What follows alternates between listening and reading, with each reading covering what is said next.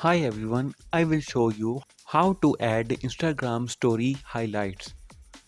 Open your Instagram app, go to your profile, tap the plus icon on the top right, then tap the story highlights.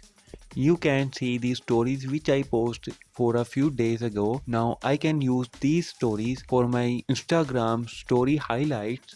Now I can select any two stories. Now tap the option on the top right and add the title of the highlights and tap done on the top right. Now the story highlights is added on your profile. If there is a problem with this video, so ask in the comment. Any problem related to social media and internet, let us know in the comment bar so we can make a video on it. Please like this video and press the bell icon for any update.